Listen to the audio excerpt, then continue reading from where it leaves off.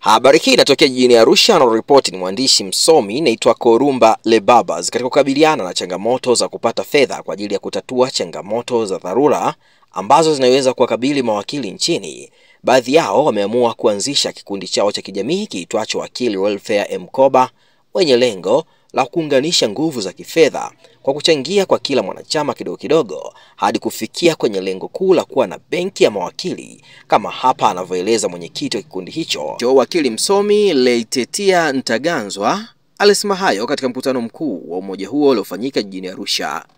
Mheshimiwa mgeni rasmi, Wakili Welfare Mkoba yani WWM ni taasisi ambayo ilianzishwa tarehe 24 mwezi wa 12 2023 na kusajiliwa chini ya BRELA na kupata namba ya usajili 574981. Pia WWM imesajiliwa chini ya sheria ya huduma ndogo za kifedha ya mwaka 2018 kwa namba ya DA/2024/0032. Taasisi hii imeanzishwa kwa lengo la kusaidia wanachama wake ambao ni mawakili wa serikali na mawakili wa kujitegemea kujikwamua kiuchumi kwa kutoa mikopo yenye riba nafuu kwa wanachama wake pamoja na uwekezaji. Lengo kuu likiwa ni kuweza kuwa na taasisi ya kifedha ambayo baadaye itaweza kutoa huduma za kifedha kwa ujumla kwa jamii nzima na hivyo kuwanufaisha waanzilishi wake na jamii nzima kwa ujumla ya Kitanzania. Mheshimiwa mgeni rasmi, wazo la kuundwa kwa taasisi hii lilitokana na wanachama wachache ambao waliona madhira na hali ngumu ya kimaisha wanayopitia asilimia kubwa ya mawakili. Baadhi ya madhira hayo ni pamoja na ugonjwa, ajali, kifo, kukosa na kukutana na mikopo yenye riba kubwa kwenye mabenki na taasisi za kifedha, mawakili kukosa mitaji ya kuanzisha ofisi baada ya kusajiliwa, na baadhi kukosa mtaji wa kuendesha ofisi zao hata baada ya kuanzisha ofisi hizo za uwakili. Mheshimiwa mgeni rasmi, taasisi hii hadi sasa ina wanachama wapatao 324 ambapo wanaume wametisha wako 170 na wanawake tuko 154. Ni kikoba cha kwanza duniani kuwa na wanaume wengi. Wanaume mjipigie makofi. Ambapo kwa kipindi cha mwaka mmoja wameweza kuchangia zaidi ya shilingi za Kitanzania milioni 400 ikiwa ni mtaji wa taasisi husika, na makao makuu ya ofisi yetu yako jengo la Litatawa floor ya 12 wilaya ya Ilala mkoani Dar es Salaam. Mheshimiwa mgeni rasmi, taasisi yetu tunatarajia kukua na kuwa benki ambayo itasaidia wanachama wake pamoja na Watanzania kwa ujumla. Hivyo basi tunahitaji msaada wa hali na mali ili taasisi hii yetu iweze kutimiza malengo yake. Mheshimiwa mgeni rasmi, ili kutimiza lengo hilo kwa miaka mitatu, yani mwaka 2025 hadi 2027, tunatarajia kukusanya shilingi za Kitanzania bilioni 6, ambapo kwa mwaka huu 2025 tunapaswa kukusanya bilioni 2, na hii imeingia kwenye mpango kazi wa mwaka huu 2025. Mheshimiwa mgeni rasmi, WWM kwa mwaka 2024 tumeweza kufanikiwa kwa kufanya mambo kadhaa ikiwa ni pamoja na haya yafuatayo. Tuliweza kwa mwaka 2024 kukopesha kiasi cha zaidi ya milioni 250 mikopo ambayo imegawanyika katika maeneo mawili, yani mikopo ya dharura na mikopo ya maendeleo. Mikopo hii imesaidia sana mawakili ambao tulikuwa hatukopesheki kwenye mabenki, hivyo tumeweza kutatua changamoto mbalimbali. 3, kutoa elimu na mafunzo ya uelewa wa kifedha, mikopo na vikoba kwa kamati tendaji na wanachama wake, kutengeneza katiba na kusajiliwa kwenye taasisi mbili tofauti, yani BRELA na mamlaka ya serikali za mitaa ofisi ya Rais, kuunda uongozi wa muda, yani kamati tendaji na kamati 4, kwa maana ya kamati ya ustawi, kamati ya mikopo, kamati ya maadili na ushauri na kamati ya uwekezaji, pamoja na kutengeneza majukumu au miongozo ya kamati, yani TOR. Uongozi wa mpito huo utamaliza muda wake kesho. Kesho, mheshimiwa mgeni rasmi, tutakuwa na uchaguzi, na huo uchaguzi sasa utatupatia viongozi wa miaka 3 ijayo.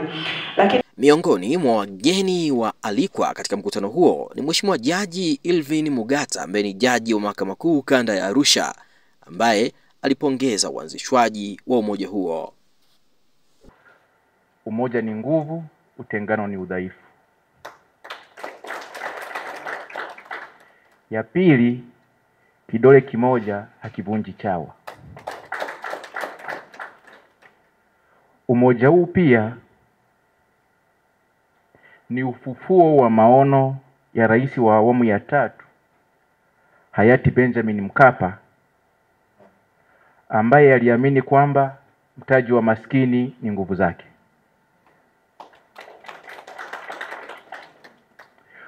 Ukweli kwamba mawakili mmejiajiri unawalazimisha kuunganisha nguvu zenu ili kuboresha maisha yenu ya sasa na maisha ya baadaye. Na namna mojawapo ya kufikia lengo hilo ni kutekeleza hili, kuwa na umoja wa kushughulikia mambo yanayowahusu. Hili mlilolifanya ni hatua muhimu ya kufikia lengo hilo.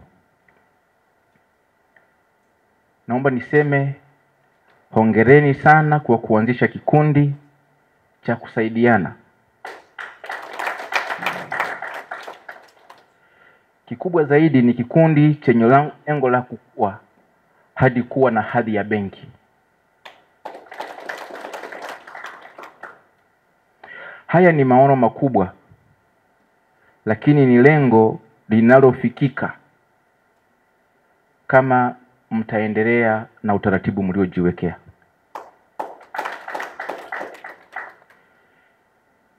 Nimefahamishwa kwamba mna matarajio ya kukusanya kiasi cha shilingi kipatacho bilioni 6 ifikapo mwaka 2027. Lengo hilo ni kubwa, lakini linawezekana kwa sababu penye nia pana njia. Mwandishi wa kitabu kinaitwa The Alchemist ameandika hivi kwenye kitabu hicho: pale unaponuia kufanya jambo, dunia, yanatumia the universe, hutayarisha mazingira ya kutendeka kwa jambo hilo. Naomba kuwafahamisha kuwa dhamira yenu imeshabarikiwa, hivyo malengo yenu yatatimia.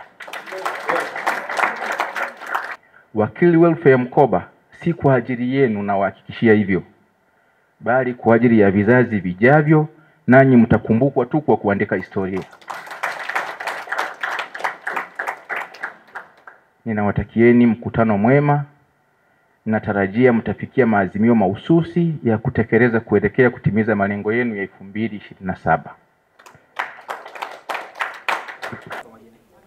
Asante sana. Mimi naitwa Yusra Islam, ni mhasibu katika kikundi cha Wakili Welfare Mkoba. Pesa zetu pia tunaziweka kwenye akaunti, kwa hiyo mahesabu yetu kwa kweli tunayaweka vizuri, na ndio maana unajua kwenye masuala ya fedha uaminifu unamata sana kwenye hili swala. Kwa hiyo tunajitahidi sana kuweka uwazi kwenye masuala hayo.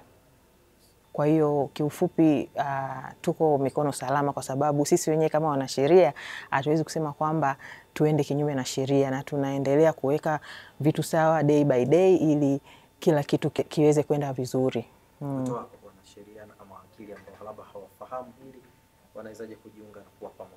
Yaani kwa kweli naona kama wanachelewa kujiunga, kwa sababu ni kitu ambacho ni kizuri sana na kinasaidia sana kwa wanasheria wengi kwenye masuala mengi ya kiuchumi na kijamii kwa ujumla, na hata kwenye jamii, kwa maana ya kwamba kusocialize kwa namna ya networking kama mlivyotuona hapa kabla. Unajua afya tutakuja baadaye kuongelea masuala ya afya ya akili. Unapokuwa umejifungia kwenye fremu yako huko au una stress za kazi, pia ni kitu ambacho kinaweza kikawa kinakupa hata msongo wa mawazo. Lakini faida ni nyingi sana kwenye masuala ya hii. Ukiwa una tatizo lolote lile, unahitaji hata pesa ya haraka, kuna masuala ya mikopo ya dharura. Kwa mfano mkopo wa dharura tunao wa 500,000 unaanzia. Kwa hiyo mtu unapokuwa unahitaji, hiyo haichukui muda mrefu, alafu riba yake ni ndogo sana, only 2% kwa sasa hivi tumeweka hivyo, ambayo mtu unairejesha. Ni kitu ambacho kwa kweli sidhani kama kinaweza kikapatikana sehemu nyingine kirahisi, kwa sababu lengo kwa kweli ni kusaidiana zaidi. Habari hii inatokea jijini Arusha, inahusiana na hoteli ya kimataifa ya Parrot Hotel. Hoteli hii ina hadhi ya nyota 4 ya ukweli iliyopo Kaloleni jijini Arusha. Jengo lake ni la ghorofa lenye floor 13, vyumba 116 vya kulala vyenye hadhi tofauti tofauti. Hapa kuna executive suite, junior suite, executive, standard bedroom, double deluxe na twin bedroom. Parrot Hotel ndani yake ina migahawa miwili. Mmoja ni maalum kwa ajili ya kupata kahawa za aina zote. Sehemu ya pili ni ya kupata chakula pekee. Hapa kuna bar maalum yenye swimming pool iliyopo floor ya 3. Kuna kumbi za mikutano kubwa 2 na kumbi ndogo ndogo kwa ajili ya vikao. Katika Afrika Mashariki, Parrot Hotel kwa sasa ni hoteli ya mfano kutokana na ubora wa huduma zake.